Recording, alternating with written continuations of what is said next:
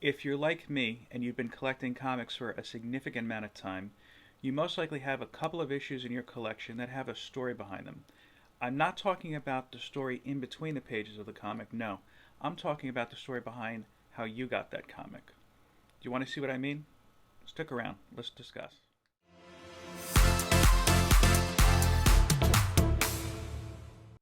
So this particular issue that I own came into mind not because of anything in particular going on within the pages. This is not a book you're going to find on anybody's top 10 list. I'd be really surprised if you did. It's really kind of an unremarkable issue, to be honest with you. There's a Magneto appearance on the very end of it. That's really the only thing about it that would make it stick out. Uh, what got me really thinking about this, though, was the upcoming CGC signing for Jim Lee, Scott Williams, and Alex Sinclair.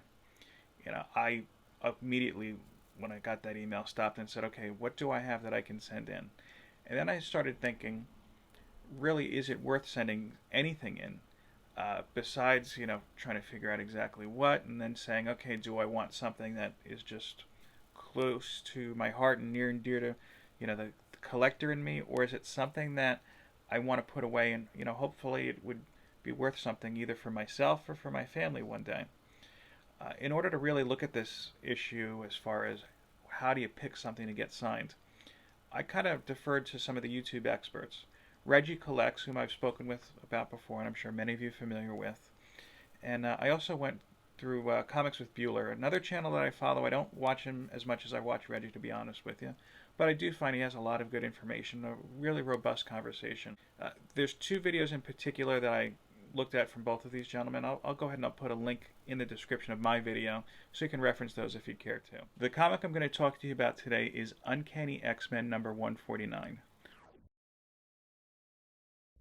I acquired this comic very early into my journey with the hobby. At the time, I had just started getting into X-Men comics, and I was really only interested in collecting new X-Men books at the time. Don't ask me why. I was very young. I think it was my early teens at the time. So I kind of was still learning what to do and what not to do, I guess you could say. Every opportunity that came up, my father and I would visit a comic book show. Now, my dad doesn't have any interest in comics. It was just, hey, here's a Saturday coming up. I know that you like this. This show is in the area. Let's just go and take a look. And we really actually hit up a significant amount of shows by then. They were much more abundant during these times as they are now. I can tell you that much. One show that we visited every so often was held at Sports World in Paramus, New Jersey. It's not there anymore. So we're taking a look at the tables and we're just kind of going through different issues. I didn't really have my mindset on looking at anything in particular. I remember picking up a lot of the Marvel Comics Presents, the Weapon X storyline at this particular show. And then I remember my dad pulling me over and he's like, there's a guy over here signing. Do you know who that is? Now, I'm brand new into the hobby. I only really knew a handful of the X-Men characters themselves. And what I did know was just from what I read in my Marvel Universe cards. So we walked over and it turns out that it was Dave Cockrum, who I had no idea who he was at the time.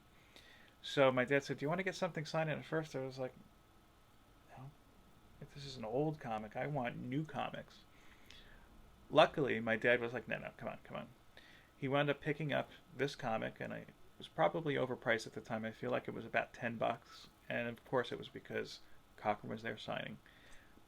I walked up to the table, and I was a shy kid, so I just kind of looked at him, and I was like, oh, can you sign this, please? And I remember him being very nice about it. I remember him signing, and I remember also having that look in his face like this kid has no idea who I am.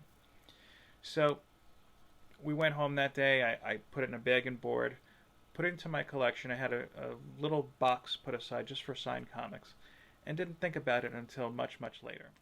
So fast forward a decade or so later, we're now in the early 2000s. I had taken a hiatus from collecting while I was in college, but the news that Marvel was going to finally tell the origin of my favorite character, Wolverine, was just too much to keep me away from the stores. I had to go back in and check it out.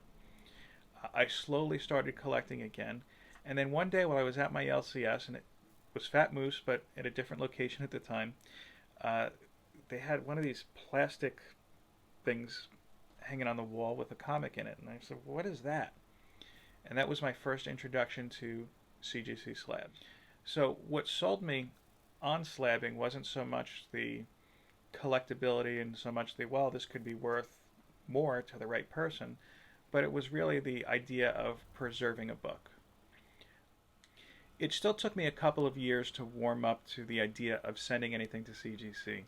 And then even when I felt like I wanted to do it, I still really didn't know how to do it. The information wasn't as readily available to me at that point in time.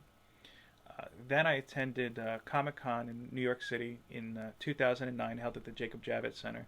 That's actually also, I think, the last time I've been to a con. And I had seen CGC was going to be there. I thought this was the only way I could submit things to them, so I brought a stack of books with me. And Uncanny X-Men number 149 was one of the first ones in that stack. I didn't care that nobody had witnessed the signature. CGC didn't come around until after Dave Cockrum had passed.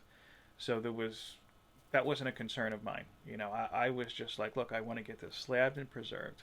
Because to me, yes, it's not something that's going to be worth a lot of money, but it is worth a lot in my heart because it's something that I shared with my dad. It was a good moment that we had. And it's something I'm always going to keep in my collection just to admire and remember that memory. But also, you know, one day when I have kids, to show it off to them and say, hey, look, your granddad was really cool. You know, we went to comic book shows and we went on these kind of little adventures, and this was one of them. I hope that you enjoyed my story, but now I want to hear from you. What is your favorite comic book story? And again, I'm not talking about the arc, I'm not talking about the plot. I'm talking about what is your favorite memory, or favorite comic, I should say, that is attached to a specific memory in time. And tell me what was going on. Tell me why this book is so close to your heart. I want to thank you again for watching this video. If you haven't done so already, please subscribe to my channel. It really helps me out. Go ahead and comment again. I want to know what your favorite comic book story is. And of course, share this video with your friends and family. Maybe it would spark a little bit of a conversation. Maybe there's something they remember about your comic book story that you don't remember. I'm going to share this with my dad and see what he says as well. At any rate, thank you again for checking this channel out and checking out my video. I really do appreciate it. I hope that you enjoy the rest of your day. Peace, love, and comics. Talk to you later.